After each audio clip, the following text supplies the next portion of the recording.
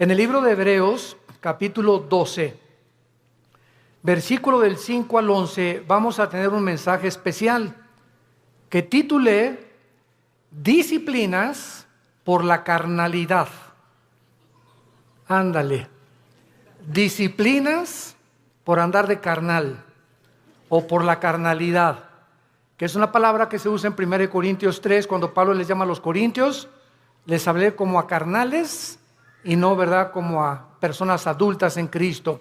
Vamos a ver en este pasaje, versículos del 5 al 11, y habéis olvidado la exhortación que como a hijos se os dirige diciendo, Hijo mío, no menosprecies la disciplina del Señor, ni desmayes cuando eres reprendido por Él, porque el Señor al que ama disciplina y azota a todo el que recibe por hijo. Si soportas la disciplina, Dios te trata como a hijos, porque ¿qué hijo es aquel a quien el Padre no disciplina?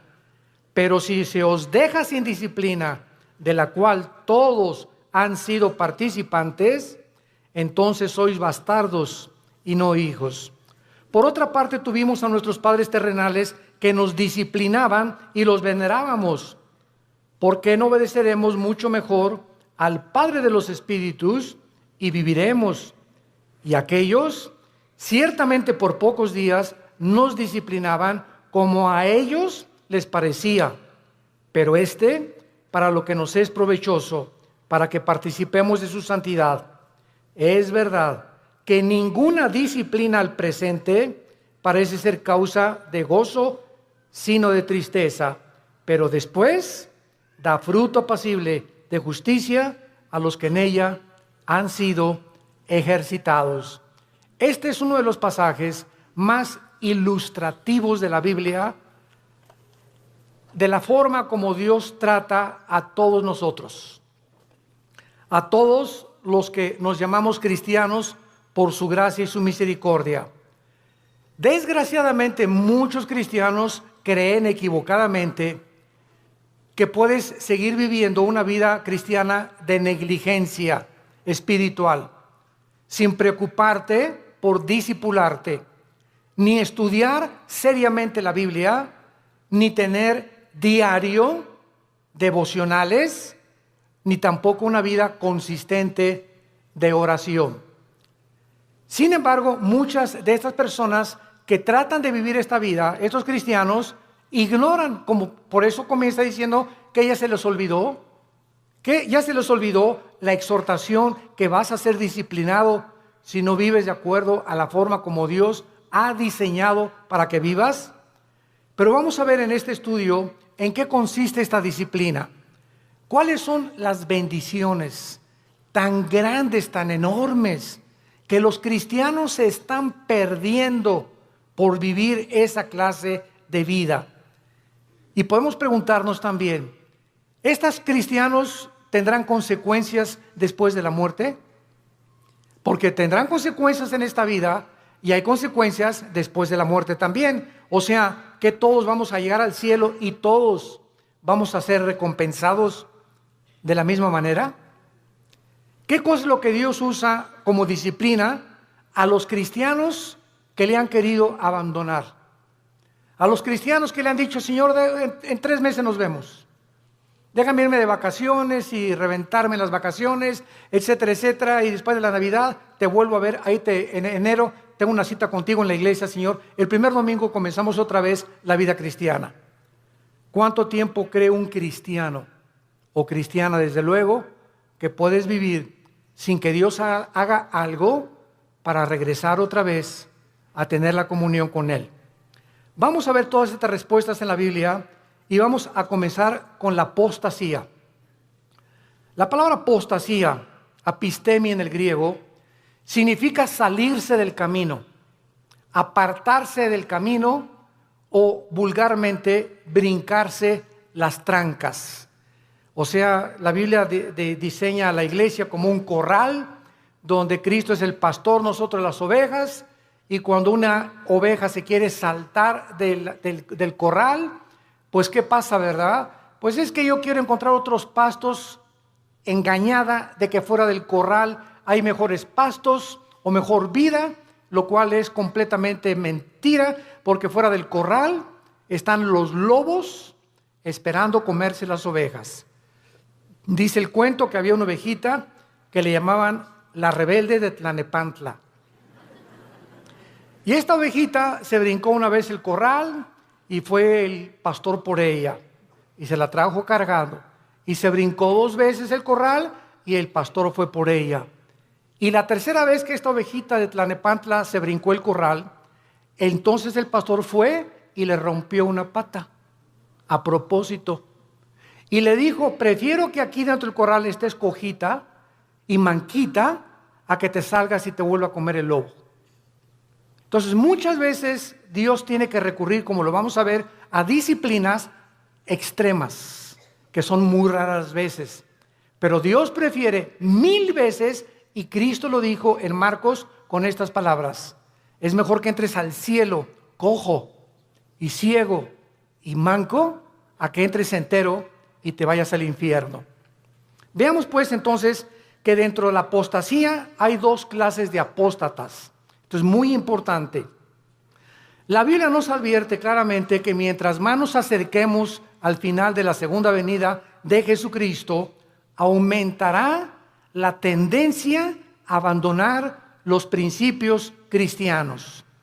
La presión del mundo sobre la iglesia, sobre tu vida y sobre mi vida, ejercerá dentro de ti por no estar lo suficientemente blindados, por no tener las suficientes convicciones firmes en nuestro corazón de lo que creemos, que vamos a ser seducidos por el mundo. En Mateo 24:12, Cristo dijo: por haberse multiplicado la maldad, como en el siglo XXI hemos llegado al último grado de maldad. ¿Saben ustedes cuál es el último grado de maldad? Llamarle a lo bueno malo y a lo malo bueno. Y cuando llegamos al punto donde reconocemos y legislamos las naciones, o más bien legislan las naciones los matrimonios entre los hombres y entre las mujeres, es el síntoma más grande que existe de descomposición social. ¿Por qué? Porque la familia es el fundamento de la sociedad.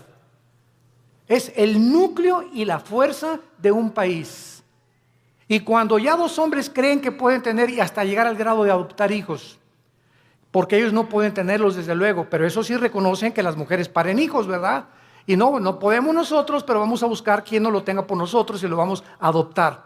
Entonces cuando llegamos a ese punto donde ya se está destruyendo psicológica, mental, emocional, sentimentalmente las vidas de los niños, que son los que dijo Cristo: el que haga tropezar a un niño, más le vale que se amarre una piedra aquí en el cuello de molino y se eche al río y se ahogue con la piedra, porque dejad que los niños se acerquen a mí, porque de ellos es el reino de los cielos. Y cuando comenzamos a tener a los niños y meterlos a nuestra mugre y a nuestra manera de maldad en la que vivimos, arrastrándolos a ellos a que tengan solamente 2 papás o 2 mamás, sin papá y sin mamá, es cuando nosotros nos damos cuenta que se está ya desarrollando una sociedad que ha llegado al punto de desatar y acarrear los juicios de Dios. Entonces la Biblia nos muestra claramente que esta maldad iba a aumentar. En 2 Timoteo capítulo 3 dice: vendrán tiempos peligrosos. Y esta palabra peligrosos, alepos, en el griego significa feroces. Y solamente en todo el Nuevo Testamento se usa esta palabra alepos, que se tradujo en 2 Timoteo peligrosos, y en los evangelios se usa con los endemoniados. Cuando la Biblia describe al endemoniado gadareno, dice que era de aspecto feroz, o sea, alepos.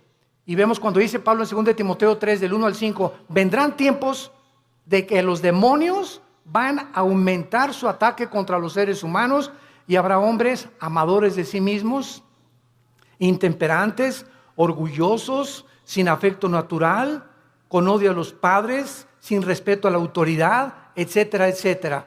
Entonces la Biblia nos pinta un panorama que estamos ya entrando a ese lugar, a esa plataforma, a esta dimensión en la que el mundo va a ejercer más y más presión contra nosotros y muchos se van a apartar. Y esta palabra apostasía, como vimos, es salirse del camino, apartarse de la verdad o seguir otro curso revelado. Por ejemplo, en Hechos 5:37, hablando de un líder de una secta, dice que se los llevó en pos de sí. Esta es la palabra que se usa para apostasía, cuando algo o alguien te saca, un amigo, una amiga, la pornografía, la homosexualidad, las adicciones, las drogas, el alcohol, cuando cualquier cosa en el mundo te jala y te aparta del camino de la verdad, del camino de la santidad, del camino de la justicia, se llama apostasía. Has apostatado. Ahora bien, hay dos clases de apóstatas. Esto es muy importante. Hay cristianos que son apóstatas por un tiempo y hay apóstatas que nunca fueron cristianos, pero que entraron a la iglesia por un tiempo y después se apartaron. ¿Cuál es la diferencia entre el cristiano que apostató y el que es apóstata para siempre? Como lo vamos a ver a continuación. La diferencia está en que si tú eres un cristiano y te has apartado del camino y eres hijo y eres hija de Dios, pau, pau, pau y pau, y te viene duro. Dios te hace regresar. De la oreja nos trae de regreso. Pero si eres una persona que jamás recibiste a Cristo, pero fuiste a los estudios bíblicos y fuiste a los desayunos y tal vez algún día que hiciste una decisión por Cristo, pero realmente tus convicciones no eran firmes ni profundas, te vas a apartar del Señor, pero la diferencia está en que tú nunca vas a regresar al camino. Entonces, el cristiano que se aparta, Dios lo regresa por las buenas y por las malas, y lo vamos a ver. A muchos Dios inclusive prefiere llevárselos a casa antes de que sigan lejos de Él. Entonces vamos a ver que hay cristianos que se mueren antes de que Dios termine su programa con sus vidas.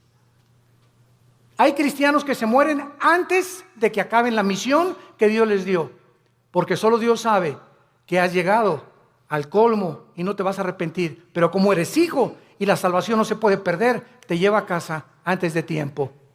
Veamos en primer lugar algunos ejemplos de los apóstatas que nunca fueron salvos. Juan capítulo 13, el clásico ejemplo de Judas. Es increíble que yo he escuchado varias veces a muchas personas predicar o enseñar que Judas perdió la salvación por el amor de Dios. O sea, que fue salvo, pero que perdió la salvación. Vamos a ver qué dice la Biblia. En Juan capítulo 13, versículo 10 y 11. Ya Cristo está a punto de entrar a la cruz y al huerto de Getsemaní.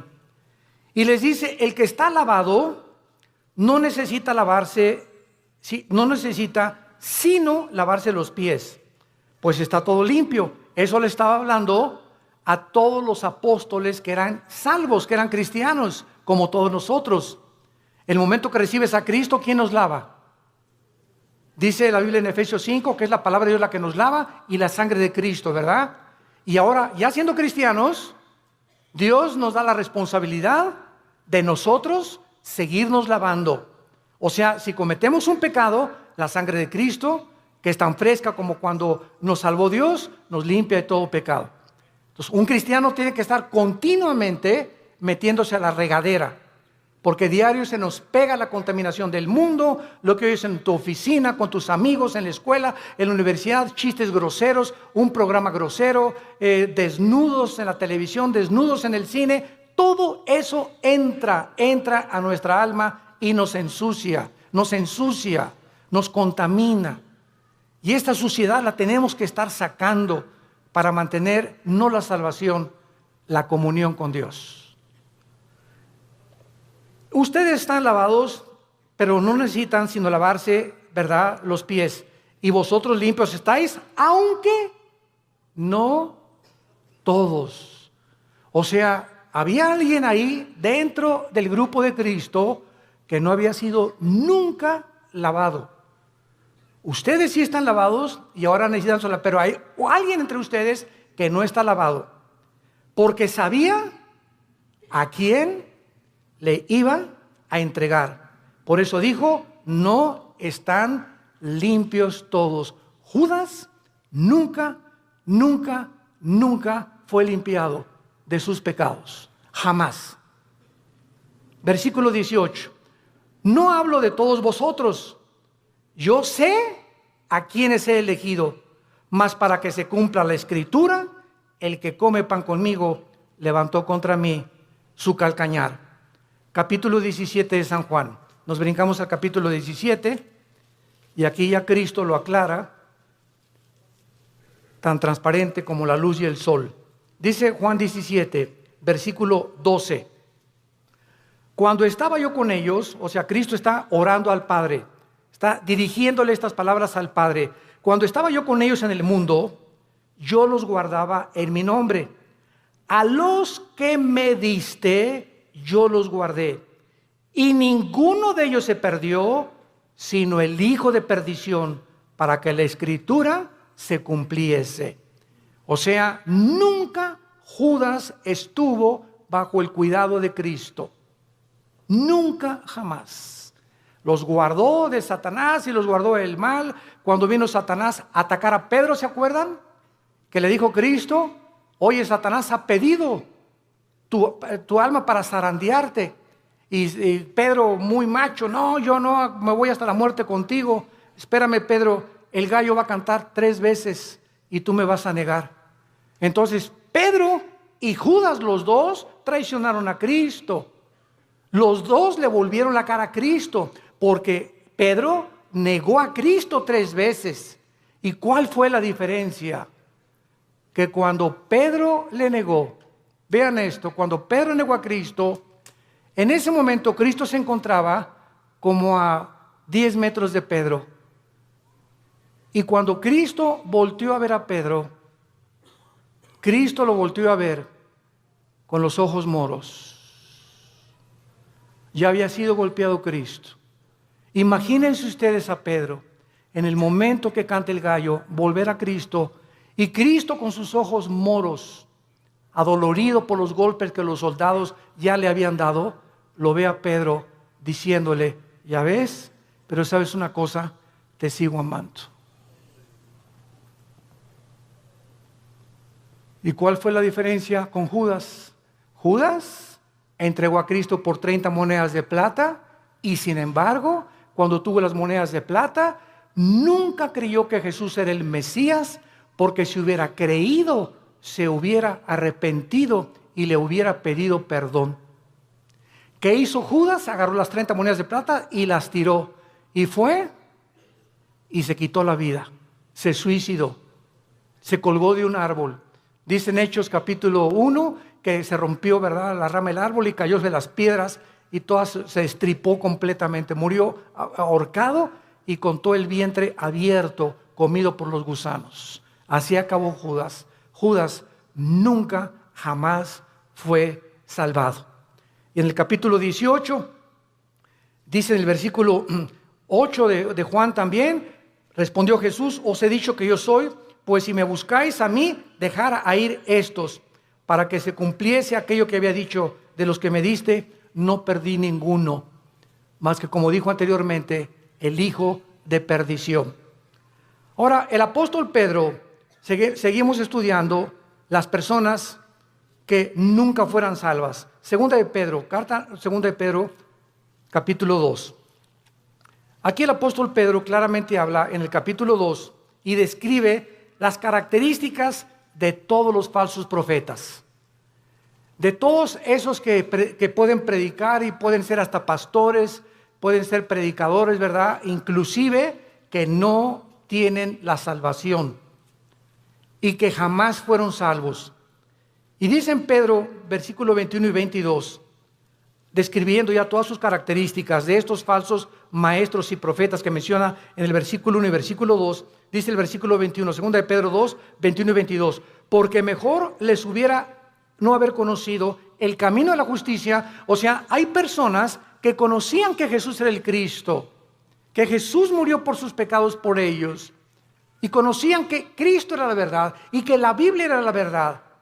Mejor les hubiera sido no haberlo conocido, que después de haberlo conocido, volverse atrás del santo mandamiento que les fue dado. Escuchen, pero les ha acontecido lo del verdadero proverbio: el perro vuelve a su vómito y la puerca lavada a revolcarse en el lodo o en el cieno. Aquí Pedro, de una forma ya inequívoca, describe que todas estas personas nunca fueron salvas. ¿Cómo lo dice Pedro? ¿Qué hace un perro cuando vomita? Se vuelve a comer lo que salió, ¿verdad?, de su estómago. ¿Por qué lo hace? ¿Por qué lo hace? Pues porque es perro. Si no fuera gato, los gatos no lo hacen, los leones no lo hacen. Ahora, ¿por qué un puerco? Agarras al puerquito, oink, oink, oink, oink, y lo lavas y le pones Chanel y le pones un moño y todo, y lo sacas del lodo y lo envuelves y lo que tú quieras, y está y huele a Chanel número 5.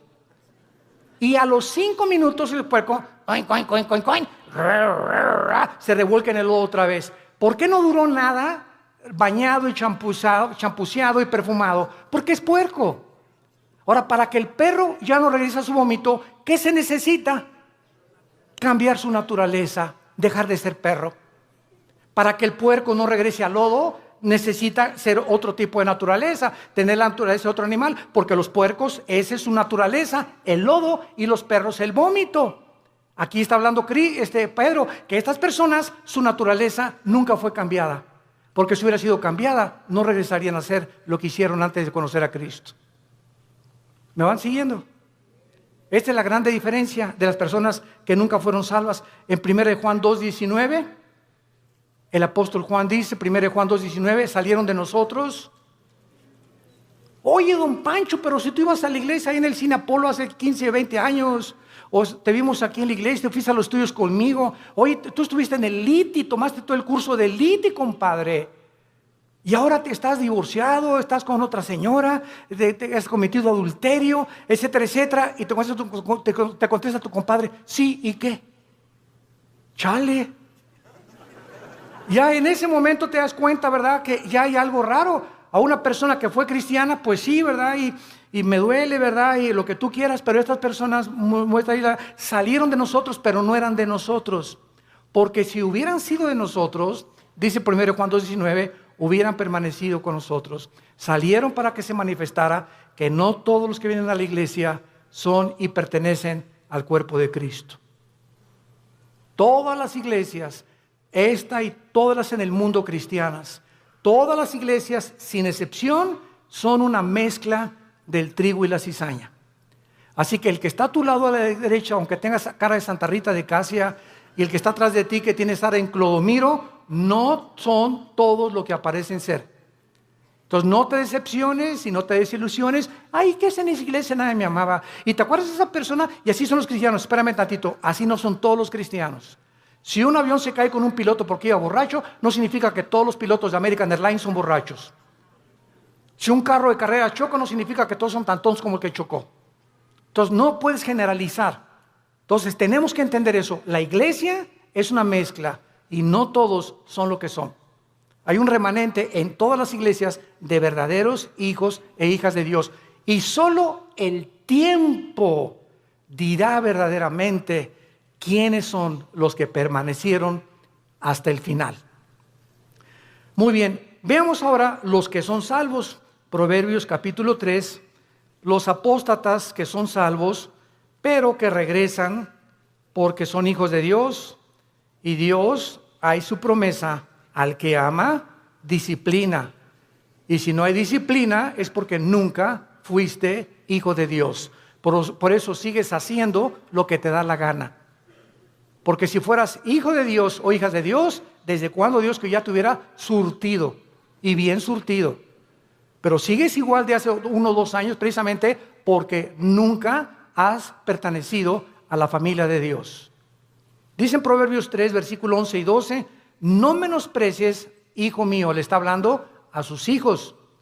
El castigo de Jehová, ni te fatigues de su corrección, porque Jehová al que ama castiga, como al padre a quien quiere. Vamos a ver que en el Antiguo Testamento los castigos eran diferentes de los castigos del Nuevo Testamento. Y Dios trataba de una forma a los cristianos, porque no eran cristianos, ¿verdad? Cristiano significa lleno del Espíritu. A las personas que formaban parte del pacto abrámico y a los que no formaban parte del pacto abrámico davídico palestino. Entonces era muy diferente, lo vamos a ver más adelante. Veamos ahora en Lucas 15, ¿se acuerdan del hijo pródigo? Bueno, dice la Biblia, un padre tenía 2 hijos, todo el mundo conoce esta historia del 11 en adelante.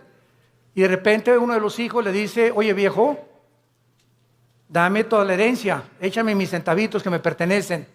En el antiguo Oriente, un muchacho que hacía eso quedaba desheredado. Porque era el peor pecado que pudiera hacer, dame el dinero. No era hasta que el padre se moría que podía dar la herencia. Pero este muchacho ya quería quemarse la herencia. Y le dice al padre, dame mi herencia. Y el padre respeta su libre albedrío, respeta su decisión. Aquí está, hijo, tu herencia. Y el hijo se fue, como todos sabemos en la historia, y desperdició sus bienes y a las discos, en chavas, en por acá, en bailongos, etcétera, etcétera, y que el cha-cha-cha, y que el twist, y que por acá. Y entonces se acabó el dinero y comenzó a buscar trabajo y no encontró trabajo. Había ya deteriorado su salud y encontró trabajo alimentando puercos. Alimentando puercos. Y entonces fíjense ustedes, estando el hijo pródigo en la condición en la que se encontraba, alimentando puercos, de repente algo pasó en su vida. ¡Pum! Algo lo hizo despertar y ver la realidad de lo que él había hecho. Y no en todos, a muchos Dios los deja. Pero como era hijo, tuvo que despertar la realidad. Y entonces dijo, ¿cuántos hombres en la casa de mi padre que no son sus hijos? Yo era su hijo. Los obreros de mi padre tienen cama, tienen comida, buena comida. Y yo que soy hijo estoy alimentando puercos. Esto haré. Ahí está la conciencia que no todos tienen. ¿Por qué la tuvo él? Porque era hijo. Esto haré. Regresaré e iré con mi padre y le pediré perdón. Y le diré, padre, no vengo a nada. Vengo a que me hagas hasta atrás y no quiero ni siquiera que tener los privilegios que tienen tus hijos. Hazme como un obrero como todos los demás. Y el padre no estaba con un bate de béisbol esperándolo, ni con un garrote. El padre se retrata en la Biblia, en este pasaje, que siempre todos los días, con sus brazos abiertos, mirando al horizonte, siempre esperando y sabiendo que como era su hijo, tenía que regresar algún día. Y Dios sabe que nosotros, cuando nos alejamos de Él, siempre nos está esperando a que regresemos, que le pidamos perdón, porque nos ama, está enamorado de nosotros. Dios está enamorado de nosotros. No te imaginas cuánto te ama Dios, que dio a su hijo. A su hijo lo dio por ti y por mí, para que tú y yo jamás nos alejemos ya de Él. Y cuando nos alejamos, Él prefiere 1000 veces dejarte cojo, manco, hacer algo para que regreses, porque eres su hijo. Y nunca, nunca, nunca nadie nos podrá separar de Él. Nadie, porque somos sus hijos. Y el padre gritó, traigan el mejor becerro y vamos a hacer una fiesta, y traigan un anillo y pónganselo en el dedo, y traigan las mejores ropas, que significa la justicia de Cristo. Y entonces, ¿por qué el hijo regresó? Porque nunca perdió su calidad de hijo, nunca.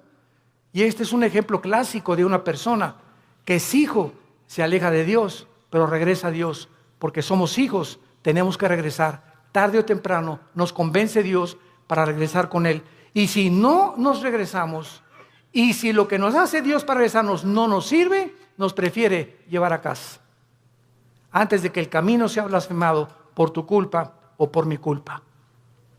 Veamos otro ejemplo en 1 Corintios 5, vamos al Nuevo Testamento. 1 Corintios 5. Aquí está un caso tremendo de un muchacho que pues no era como nosotros, ¿verdad? Nosotros tenemos la Biblia completa.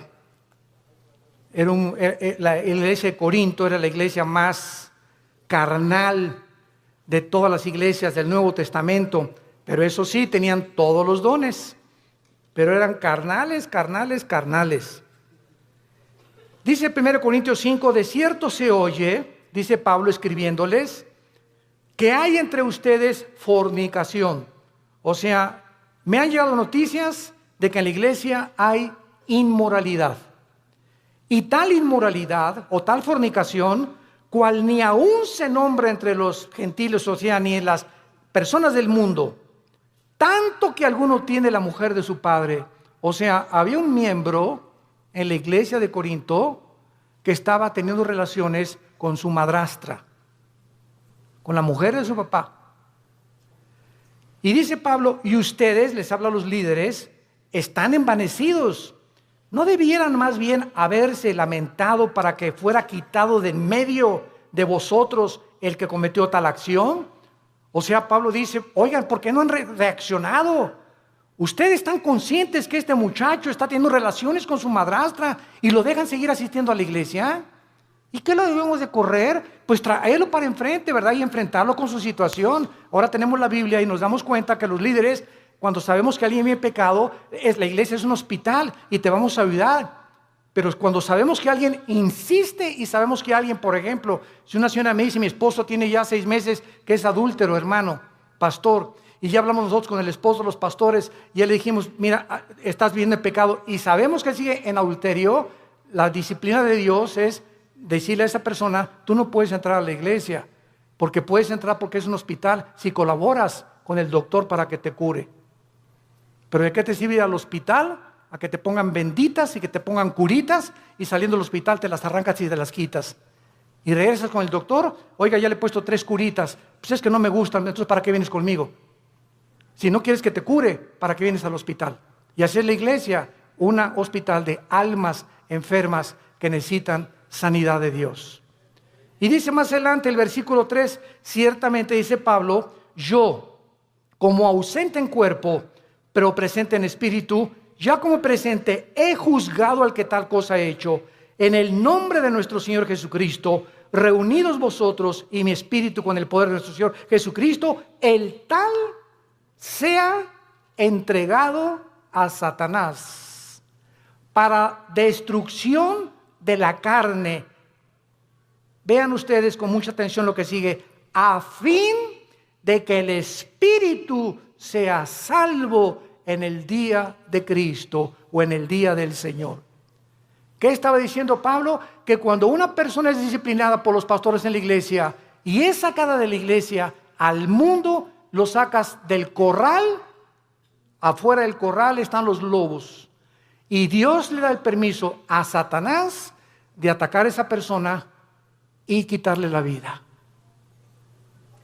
Y quitarle la vida. Pero el espíritu es salvo porque era hijo de Dios. A fin de que el espíritu sea salvo.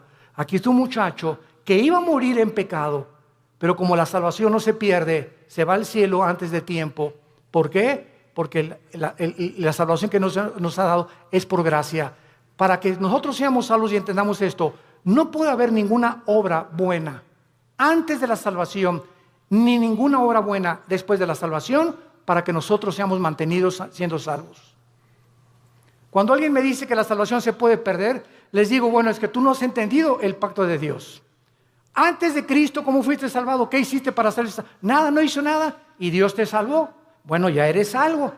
Y ahora me dices que ahora me tengo que hacer buenas obras para mantener mi salvación. No, de ninguna manera.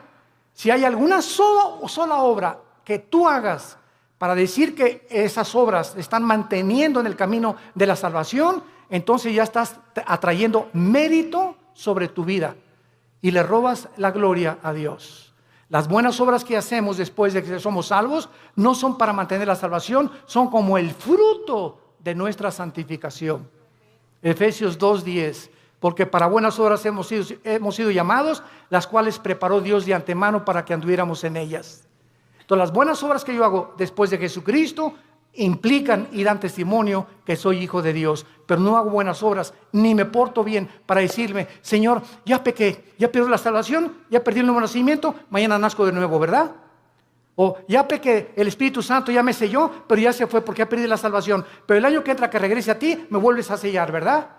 Imagínense ustedes este estado tan absurdo espiritual de una persona. Entonces, si pierdes la salvación, ya no vuelves a ser renacido de nuevo, ya regresaste a la eternidad, otra vez al estado en que te encuentras. ¿Puede un bebé que nazca regresar al vientre de su madre otra vez? Imagínate, no me gusta aquí afuera, mejor me regreso adentro. Y el bebé lo meten dentro de la panza de la mamá, ¿verdad? De la matriz de la mamá. Es absurdo, es exactamente la salvación. Veamos otro ejemplo en Santiago capítulo 5, de personas que son cristianas, pero pecaron, pero están en peligro muy grave de ser disciplinados por Dios. Santiago 5, versículo 19 y 20. Hermanos, ¿a quién le está hablando? A hermanos, a cristianos. Si alguno entre vosotros, o sea, entre los hermanos, se ha extraviado, o sea, se ha salido del camino, o ha apostatado de la verdad, y alguno le hace volver, sepa que el que haga volver al pecador del error de su camino, salvará ¿de qué? De muerte un alma y cubrirá multitud de pecados. Esto es lo que vamos a ver en 1 Juan 5, lo vamos a ver, esto es lo que se llama el pecado de muerte de un cristiano. Si tú ves que tu hermana o tu hermano anda por ahí afuera y nadie sabe más que es cristiano, pero tú vas, oye Jorge, ya no sigas así, hombre, ya no te la sigas tronando, ya no sigas acostándote con tu novia, Dios te va a disciplinar. Y si tú convences a esa persona de que regrese al pecado, lo estás salvando, porque si ese que tú vas a exhortar sigue ese camino, Dios no tarda en llevárselo a casa antes de tiempo, o que le venga algo serio en su vida para que lo haga recapacitar y regresar a Dios, o llevárselo a casa antes de tiempo. Si tú ves a alguno entre los hermanos que tiene una vida licenciosa y que se dice cristiano, y tú logras convencerlo y orar con él, o comenzar a orar por él y traerlo al camino otra vez, lo estás salvando de que Dios se lo lleve antes de tiempo a su casa. Ahora veamos otro ejemplo también de estas personas en 1 Juan capítulo 5. Antes del Apocalipsis está 1 Juan y dice así.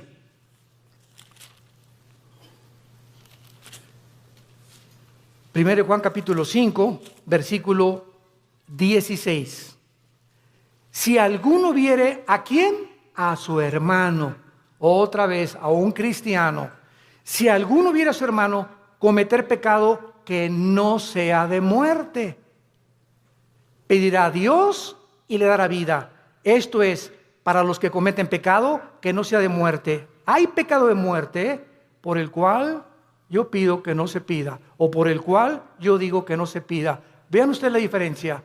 Hay cristianos que solo Dios sabe que aunque tú vayas y los exhortes, no van a regresar a Dios, pero son cristianos. Están tan endurecidos y tan aferrados al adulterio o a esto, o a la fornicación o a aquello, que solo Dios sabe que, porque solamente Dios conoce el corazón, que no van a regresar. Y entonces hay muchas personas que Dios sabe que no van a regresar y ya no les pone a los demás hermanos orar por él. Así que mientras tú tengas ganas de orar por alguien, significa que ese pecado no es de muerte todavía. Pero cuando ya no sientes orar por nadie o por esas personas que andan en pecado y tú ya tienes un mes o 2 meses que no oras por ellos, es porque el Espíritu Santo ya no te los ha puesto, porque ya no tarda Dios en llevárselos a casa. Esas son las personas que son salvas, pero que han cometido el pecado de muerte. Ahora veamos algunas causas espirituales por las cuales los cristianos se apartan de Dios. He apartado 4 principales razones. La primera es la persecución. Juan capítulo 15, 18 al 19. Si el mundo los aborrece, sepan, nos está hablando los hijos de Dios, que el mundo me aborreció a mí. Si tú eres cristiano y regresas a tu casa y ya con el pastor, ay pastor, pues desde que me convertí, ya mis padres no me quieren y en la escuela se hacen burla de mí, bla, bla, bla, etcétera, etcétera. Pues, ¿qué creías entonces? Dios nos llamó no solamente a creer en Él, sino a padecer por Él también. Ahora, ¿no quieres que te persigan? ¿No quieres ser diferente a los demás? ¿No quieres que nadie te calumnie, ni que nadie haga chismes contra tu vida? No hay ningún problema. Únete al grupo de ellos y no seas diferente. Pero si eres diferente, te van a perseguir y te van a calumniar y nos van a inventar cosas contra nosotros, porque el mundo odia a Cristo y nos odia a nosotros, que somos sus representantes. Y esta persecución hace la que mucha gente, no, pues yo prefiero mejor, no. Y contestas, ¿es cierto que tú eres cristiano y que andas con los aleluyos? No, mira, bueno, soy cristiano, pero no soy exagerado, no estoy así en un extremo. Estoy conociendo a Cristo, y comienzas a poner pretextos y a avergonzarte y decirles, sí, ¿y qué? ¿Te gustó? ¿No les gustó? Qué bueno, me da mucho gusto, me da tristeza como ustedes viven. He encontrado a mi Salvador. ¿Por qué nos habíamos de avergonzar de aquel que en la cruz dio su vida desnudo por nosotros? Él no se avergonzó por nosotros. ¿Y tú te avergüenzas de Él porque tu familia te persigue, porque eres diferente a tu familia?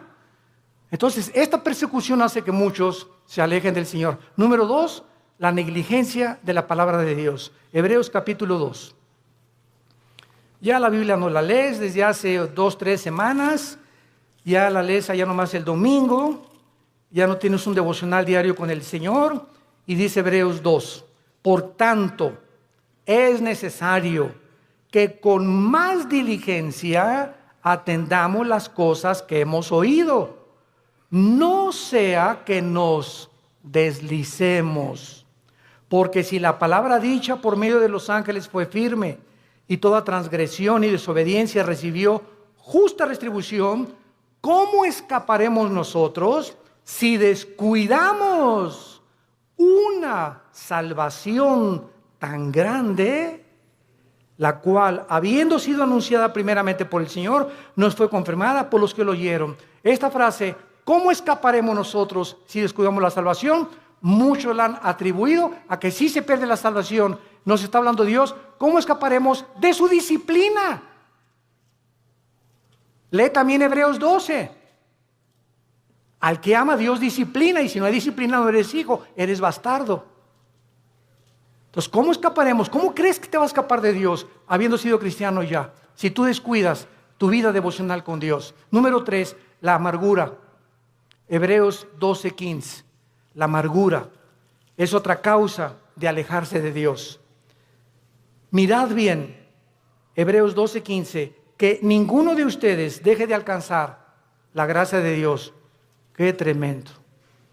Dejar de alcanzar la gracia de Dios. ¿Cómo?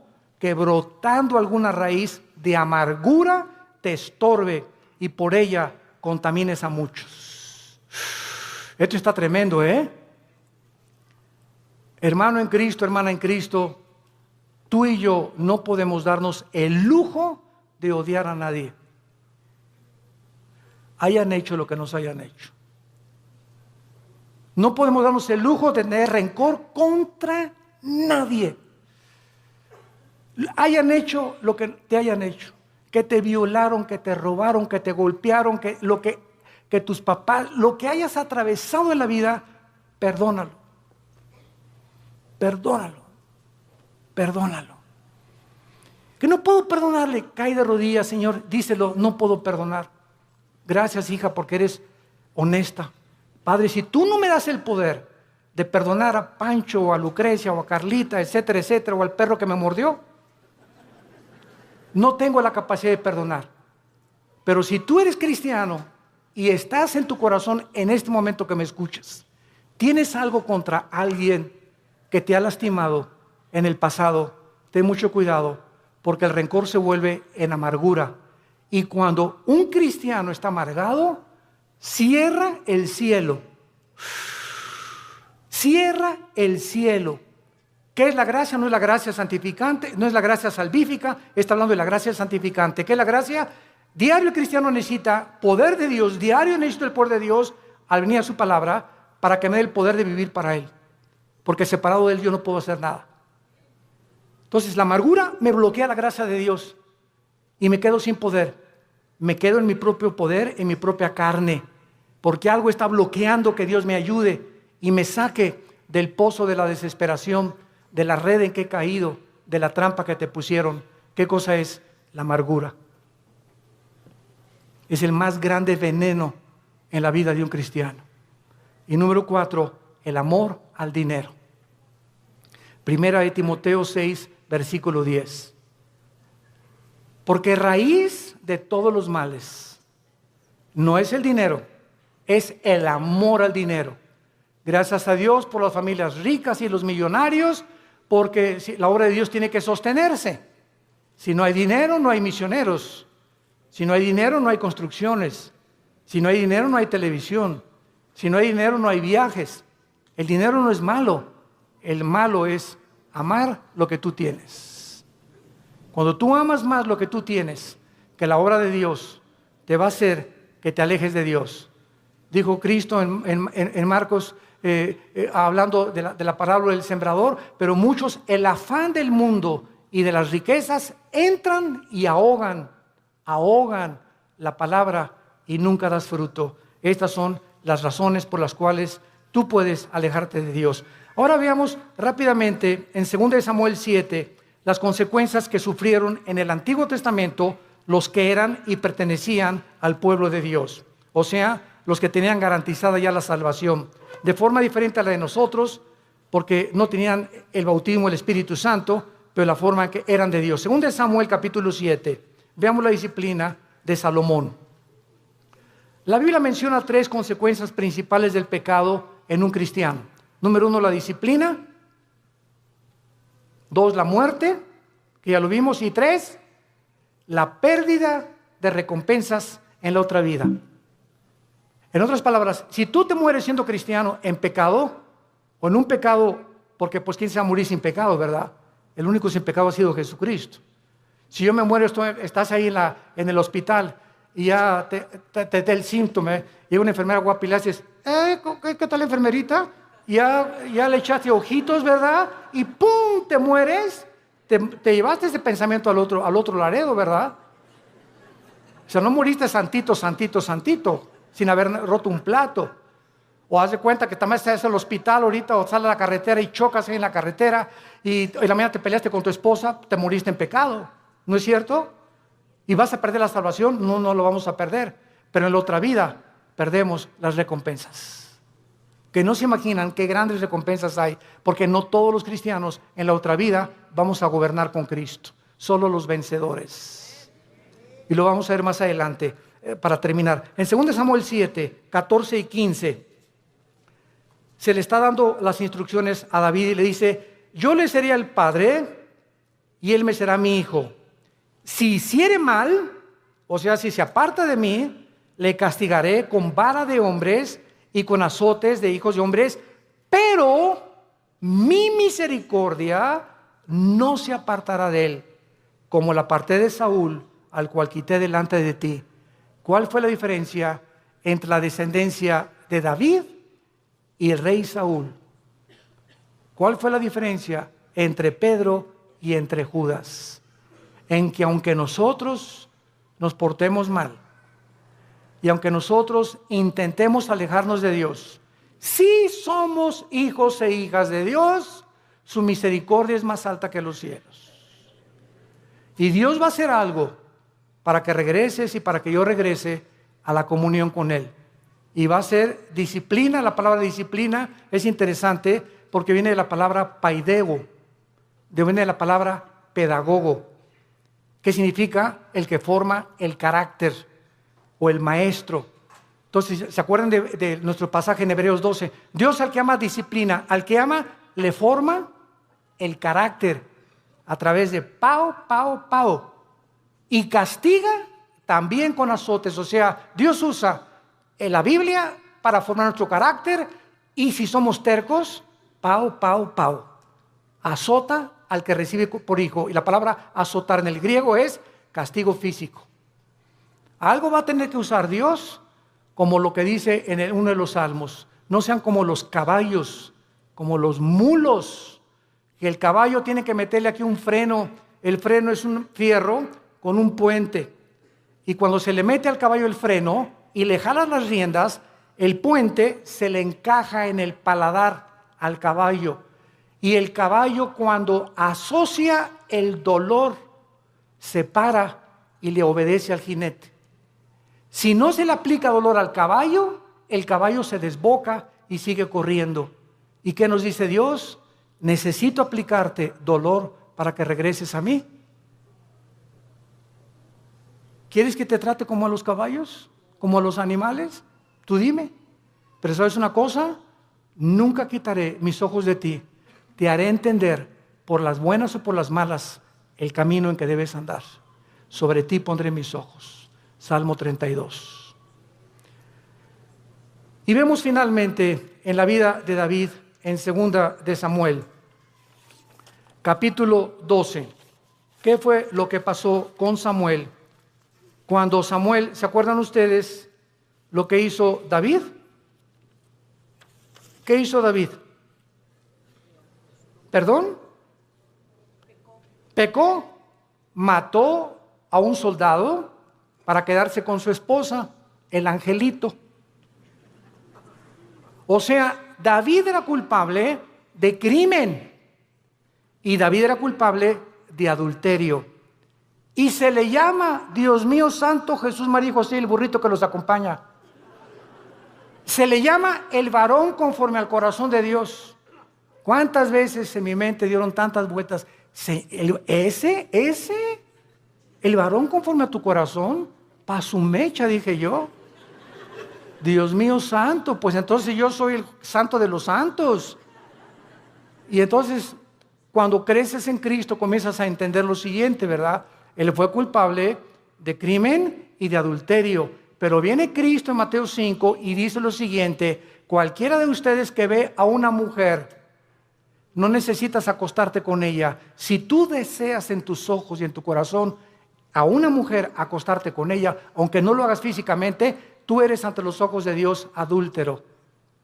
Ahora, nadie aquí puede decir que nunca ha visto a una mujer para desear estar con ella. No me digas porque ni San Jacobo lo pudo hacer. No seas mustio. Todos en alguna época de nuestra vida le hemos fallado a Dios. Y el que no le ha fallado a Dios, que levante la mano. Porque te llamaría el querubín de Tlanepantla.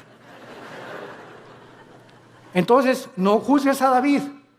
Porque si nosotros hemos sido adúlteros alguna vez en nuestra vida y Dios nos perdonó, no creas que por no acostarte con ella eres exento del adulterio. ¿Y cuántos de nosotros Él lo acusó por un crimen? Dijo Cristo: cualquiera que odie a alguien es culpable de crimen. Porque no es el acto, sino el intento del corazón lo que Dios juzga. Entonces, cuando yo entendí eso, me di cuenta, pues yo soy más pecador que David. Porque muchas veces odié a tantas personas y cuántas veces decía a tantas mujeres, y tú me has perdonado, Señor. ¿Qué diferencia hay entre mí y David? No hay ninguna diferencia. Has tenido misericordia con todos. Y ahora todos nosotros somos varones y mujeres conforme al corazón de Dios, porque somos sus hijos. Y nos amó hasta la muerte en una cruz. Y dice en 2 de Samuel capítulo 13, versículo 13 y 14. Para terminar, dice la Biblia: porque ¿a dónde iría yo con mi deshonra?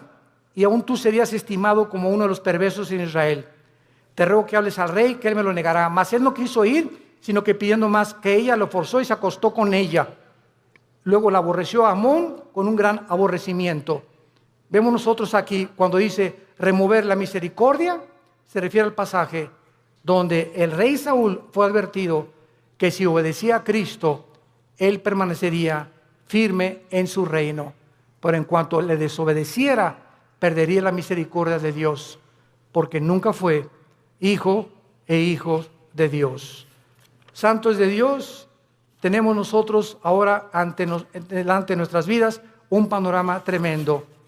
Vale la pena permanecer en Cristo. Vale la pena ya tomar en serio a Dios y decir voy a tener devocionales con Él diario porque separado de ti no la voy a hacer, Señor. Limpiar mi vida, amar a mi esposa, amar a mi esposo, darles un buen ejemplo a nuestros hijos, vivir una vida sexual, limpia, pura y santa delante de Dios, que tiene grandísimas recompensas para tu matrimonio futuro, para tus hijos y para la eternidad. Y acabamos con Apocalipsis capítulo 20, donde comprobamos las recompensas finales de que no todos los cristianos, aunque dicen, aunque de panzazo me vaya al cielo, con 6 de calificación, con eso me conformo. No te conformes con el 6. Dice Apocalipsis 24, y vi tronos, y se sentaron los que recibieron facultad de juzgar.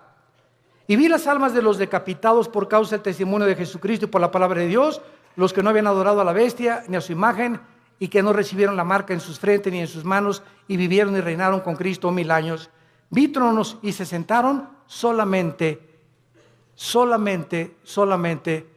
algunos, o sea, los que recibieron el derecho, la facultad, el honor de sentarse en un trono. Sentarte en un trono en la Biblia es gobernar. Y Cristo dijo en Apocalipsis 2, el que venciera al final se sentará como yo me senté con el Padre en el trono, tú te sentarás conmigo a gobernar también.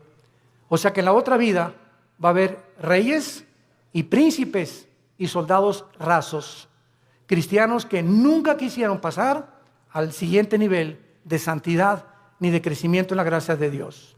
¿Qué escoges tú en esta tarde para vivir en tu vida cristiana? Dios al que ama disciplina y azota al que recibe por hijo. No juegues con Dios. No juegues con Dios, porque Dios es un Dios santo, santo, santo. Gracias por tu palabra, Señor, en esta tarde, por el amor tan eterno y infinito que has derramado en nuestras vidas por ti, al mostrarnos que la vida de tu Hijo fue el precio que pagaste para que nunca dudáramos de cuánto nos amas, porque eres un Dios bueno. Cuán grande es la bondad de Dios que Él ha guardado para los que le aman y guardan sus mandamientos. Confié en el Señor y Él me ayudó y me libró de mis angustias y me puso sobre la roca y de la vergüenza de mis enemigos y de la vergüenza y el oprobio de mis perseguidores. Diré yo a Jehová, esperanza mía, castillo mío, mi Dios, en quien confiaré. Castillo mío, mi roca. Torre fuerte es el nombre de Jehová. A Él correrá el justo y seremos levantados. Dios en esta tarde te está hablando, tú que has alejado tu camino de Él. Ustedes que nos ven por la televisión y por los medios de las redes sociales, si tú has escuchado este mensaje y sabes que Dios te está diciendo, regresa mi hijo mío, regresa hija mía, te estoy esperando desde hace muchos meses o años. Y si estás oyendo mi voz es porque eres mi hijo y porque eres mi hija. Y tus lágrimas que yo veo me dan evidencia de tu arrepentimiento. Ven a mí, te estoy esperando, no para castigarte ya, sino para vestirte con mi justicia, para que celebremos juntos la fiesta otra vez, para devolverte el gozo de la salvación y para que sigas caminando en mi mano y jamás te apartes de mí, porque ciertamente el bien y la misericordia te seguirán todos los días de tu vida y algún día estarás conmigo en casa dándome las gracias de todo lo que hice por ti y del amor eterno con que te he amado. Ven a mí, arrepiéntete de tus pecados y entrégale tu vida a Jesucristo y dile, Señor, perdóname haberme alejado de ti. Regreso a ti con todo mi corazón y con todas las fuerzas de mi alma. Gracias por haberme hablado esta mañana.